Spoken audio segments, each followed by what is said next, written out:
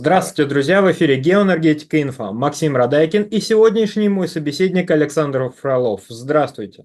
Здравствуйте, здравствуйте. Уже можно или нет? Готов ли ЕС к полной остановке газа из России? Европа стала покупать намного больше СПГ, компенсируя снижение поставок из России. Однако сможет ли она сейчас, без ущерба для своей экономики и энергобезопасности, отказаться от голубого топлива Москвы полностью? Эту тему надо разбить на несколько. Первое. Про то, что Европа стала больше покупать сжиженного природного газа. И да, и нет. Если мы посмотрим на последние пару-тройку лет, то да, поставки сжиженного природного газа в Европейский Союз растут. Если мы посмотрим конкретно на 2024 год, то ситуация начинает выглядеть уже не столь однозначно. Например, на 34-й неделе, это конец августа, считайте, на 34-й неделе текущего года Европейский Союз импортировал порядка 1,5 миллиардов кубических метров газа. Для сравнения, объем, импортированный в аналогичный период 22 и 23 годов, был примерно на 700-800 миллионов кубических метров газа больше. 1,5 миллиарда. Там было на 700-800 миллионов кубов больше. За неделю. Одну. Для сравнения, в 2021 году этот показатель был, где-то на 600 миллионов меньше, чем в 2024.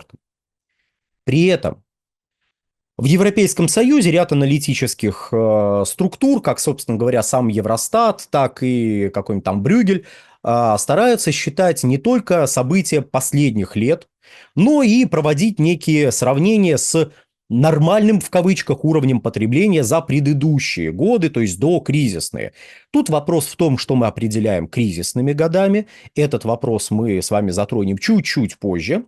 А пока обозначим лишь тему СПГ. В теме СПГ вот этот вот коридор нормального потребления, который выводится с 15-го, скажем, по 20-е годы. То есть мы смотрим просто последние годы и говорим до кризиса, и говорим, вот, смотрите, вот столько-то потребляли. Мы там обнаруживаем очень интересную штуку. Например, если посмотреть на статистику, которую, обрабатывает Брюгель, мы увидим, что у них есть показатель нижней границы за вот этот пятилетний период, чуть более летний период с 15 по 20 годы включительно. У них будет и нижняя граница потребления, и верхняя граница потребления. И самое интересное, что показатели 2024 года приближаются, особенно летом это хорошо заметно, к показателям максимального потребления докризисным. То есть до вот этого периода энергетического кризиса. Понятно, что 2020 год в полной мере нельзя назвать докризисным по той банальной причине, что 2020 год имел свои интересные аспекты. Но эти интересные, в кавычках, аспекты как раз служили большему накоплению газа, большим закупкам газа, до которого можно было дотянуться. Я напомню, что в 2020 году цена газа для европейских потребителей падала в какой-то момент, скажем, в июне 2020 года, примерно до 40 долларов за 1000 кубических метров. 40 долларов за 1000 кубических метров. Это примерно в 10 раз меньше, примерно, округляя, в 10 раз меньше, чем сейчас. Самое интересное, что эта цена привела к сокращению производства сжиженного природного газа в ряде стран и сокращению поставок в Европейский Союз, потому что контракты на поставку сжиженного природного газа очень сильно отличаются по своим условиям. И вот для ряда поставщиков контракты были сформулированы таким образом, что этим поставщикам проще было заплатить неустойку производителю сжиженного природного газа, а производитель и поставщик – это два разных персонажа, которые между собой вообще могут быть не связаны. И чаще всего на некоторых рынках они не связаны. По крайней мере, для тех рынков это справедливо, о которых мы сейчас говорим. В первую очередь это Соединенные Штаты Америки, про которые у нас любой лидер общественного мнения может высказаться в стиле «да-да, американцы пытаются захватить европейский рынок, европейский газовый рынок». Да-да, падающий рынок с снижающимися ценами – это прям именно то, что все хотят захватить. Да. Если, господа, вы товарищи, братья и сестры, вы хотите мне сейчас в комментариях написать, ну как же, они же свой дорогой СПГ продают. Я напоминаю, что СПГ и любой другой газ, продаваемый в Европейском Союзе, привязан к местным биржевым котировкам. Это не кто-то злой привозит свой дорогой газ и говорит, на, купи по 2000, потому что куда ты денешься.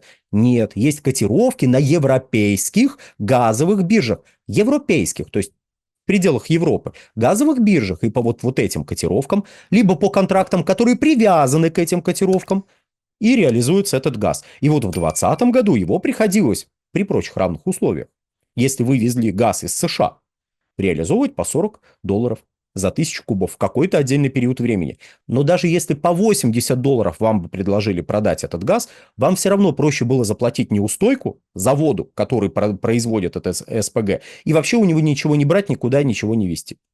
Вот. Тем не менее, закупки газа в 2020 году были на высоком уровне, именно потому, что газ был дешевый, а купим про запас, потом газ подорожает, мы его перепродадим. Пока будем платить за хранение, даже с учетом платы за хранение, если вы купите газ даже по $80, даже по $90, вы наверняка отобьетесь, когда кризис кончится и цены вернутся до нормального уровня. Нормальный на тот момент уровень представлялся в районе $200-250. Представьте, вы купили по $80, там заплатили сверху десятку, ну $20 за 1000 кубов на время хранения, там, ну, неважно какой срок, вот какой, знаете, такой, возьмем широкий диапазон этих сроков на хранение, и вы продаете по $200 этот газ. Прекрасно, шикарно, замечательно. В общем, много закупали этого СПГ. И вот сейчас то, что мы наблюдаем. Да, в 2019 году тоже были высокие объемы закупок СПГ. Кстати, а знаете почему? Потому что кризис на газовом рынке, кризис перепроизводства на газовом рынке начался в 2019 году. Просто на фоне 2020 года 2019 год как-то немножко забылся. Иными словами, сейчас закупки сжиженного природного газа в Европейском Союзе приближаются к максимальному, но все же уровню до кризиса. До кризиса, и вот тут мы приходим ко второй части, на которую, из тех, на которую я хотел бы разбить эту тему, а именно к части, а когда начался кризис. Я напоминаю, кризис начался, энергетический, мировой кризис начался летом 2021 года. Это следует из простой статистики. Если у вас летом 2021 года в Европейском Союзе в 2 раза увеличивается цена газа, в Соединенных Штатах и в Азии на 70-80% увеличивается цена газа, то это немножко ненормально, и, скорее всего, это кризис. А если сравнивать цену газа с биржевой привязкой с ценой газа с нефтяной привязкой и обратить внимание на растущую разницу между этими двумя одинаковыми газами, по сути, это тот же самый газ, просто один продается в рамках одной системы, другой продается в рамках другой системы. Это не хуже, не лучше, это просто 2 разные системы ценообразования. И вот если один и тот же товар в рамках 2 разных систем ценообразования вдруг начинает тут стоить там $250, а тут стоит $600, наверное, что-то идет не так, согласитесь. Так вот, да, если вы не согласитесь, это не страшно, потому что можно посмотреть и на цену угля, посмотреть на цену выбросов, которые это специфическая тема для Европейского Союза, но посмотреть, как дорожали выбросы в ходе этого самого вот периода лета 2021 года и далее. Вот. А также можно посмотреть на цену электрической энергии в том же Европейском Союзе и прикинуть, все ли хорошо, все ли нормально, все ли замечательно. И обнаружить, что нет. Не все хорошо, замечательно и так далее. Более того, в октябре 2021 года мы можем обнаружить высказывание Урсулы фон дер Ляйен, которая тогда еще не знала, что кризис начался только в феврале 2022 года, точнее, после 24 февраля 2022 года. Она тогда думала, что кризис уже идет, и отвечала на вопросы, связанные с этим. Вопросы ей задавали в стиле: а вам не кажется, что наш рынок газовый как-то неправильно работает? Видите, что с ценами происходит? Она тогда говорила: нет, ну что вы. Это временные явления, это, ну, как бы кризисные явления, но они скоро пройдут, а рынок работает прекрасно, рынок шикарно, изумительно настроенный механизм. То есть, когда мы говорим про вот этот вот аспект кризисный, нам нужно понимать, каковы рамки этого кризиса. Почему это важно? Потому что зачастую уважаемые аналитические структуры, кем-то уважаемые политики начинают играть со статистикой, смещая эти рамки и говоря: смотрите, вот у нас начался кризис тогда-то, тогда-то, а значит, потому-то, потому-то Россия виновата. А видите, вот тогда у нас цены были вот такими, а теперь они вот такие. А это значит, что вот этот вот российская атака на нашу энергетику не удалась. И вот у нас сейчас цены там в 5 раз ниже, чем были после того, как Россия начала там то-то, то-то, то. Хорошо. 3 года назад биржевые котировки в Европе составляли $600 за 1000 кубических метров. А последний месяц они вот, ну, скакали от 400 до там $480 на фоне всем известных событий в Курской области. Ну, то есть, и притом об этом говорили: боже мой, смотрите, газ дорожает, о, это ужас, ужас, это реакция рынка на возможное прекращение поставок газа через территорию Украины, российского газа через территорию Украины. А что же тогда творилось в сентябре 2000, ну, конец августа, начало сентября 2021 года, что цены были такими? Ну, как цены? Биржевые котировки, но от них пляшут цены. Что? Неизвестно. Видимо. Видимо, ничего. Все нормально. $600 нормально. И дальше цены шли вверх, пока не достигли в декабре 2021 года отметки в $2000 за 1000 кубических метров. Из-за чего и стали расти поставки СПГ в Европу. Поставки СПГ в Европу, скажем, из Штатов, резко выросли в январе 2022 года. Не в феврале, не в марте, не так далее. В январе. Почему? По банальной причине. Европа стала премиальным рынком. Там самые высокие цены образовались. Ну, а куда везти? Что, туда, где платят меньше? Нет. Дураков нет. Повезем туда, где платят больше. И тем более китайские компании стали тогда сокращать закупки газа через биржу. Они тоже были не в курсе, знаете, что кризис, чисто европейский, конечно же, начался только после февраля 2022 года. Они считали, что да, кризис идет, надо что-то предпринимать. Снижаем закупки на бирже, увеличиваем закупки по трубе. Все.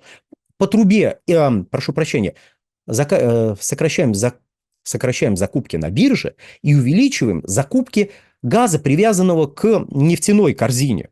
Это и по трубе идущий газ из Средней Азии, из России, и газ, идущий в виде СПГ, но там из других географических точек.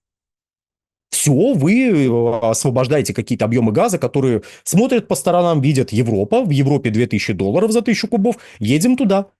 И в январе этот газ, купленный в декабре, дошел до Европейского Союза. Хопа, импорт увеличивается. И вот когда мы понимаем вот эти временные рамки, мы можем и более трезво оценивать, а что же там в Европе происходит, от чего, с чем это связано, на что это влияет. И третья часть, завершающая в рамках этой всей истории. Вопрос в отказаться или не отказаться, это вопрос двоякий. То есть, если просто его ставить вне какого-либо контекста, может ли Европа отказаться от российского газа? Может. Знаете, это может ли человек не дышать? Может, очевидно. Вы знаете, ну, где-то вот 90% населения, 90% человечества, которое вот в принципе жило на Земле, вы знаете, уже не дышит к настоящему моменту. Прям вот так очень хорошо, качественно не дышит. То есть, в принципе, человек может отказаться от дыхания, а экономика может отказаться от энергетики. В общем, мысль следующая. Если Европейскому Союзу неинтересно разворачиваться обратно, восстанавливать экономику, переходить от снижения к росту, то можно отказаться от российского газа. Легко. Можно, в принципе, от энергоносителей отказаться. Но в текущих условиях отказ от российского газа приведет не к катастрофе европейского масштаба, учитывая текущие объемы потребления, а приведет к сдвигу вправо, как сейчас любят говорить, момента, когда экономика Европы сможет оправиться от долгого кризиса, который длится даже не с 2021 года, а с 2009 года, и перейти, наконец, к росту. Без сотрудничества с Россией это представляется крайне затруднительным. Если это не так, ну что ж, мы, я надеюсь, это с вами увидим, по крайней мере, многие из нас. На сегодня все. Всего хорошего. До свидания. Александр, большое спасибо за комментарий. Друзья, подписываемся на Александра Фролова, подписываемся на Геоэнергетика Инфо. Пока YouTube вот так вот качает, пока его блокируют, замедляют, встретимся в нашем телеграм-канале. Ссылка будет в описании и закрепленном комментарии. Там же будут реквизиты для желающих финансово поддержать наш проект в условиях этого переходного периода. До новых встреч. Всего хорошего.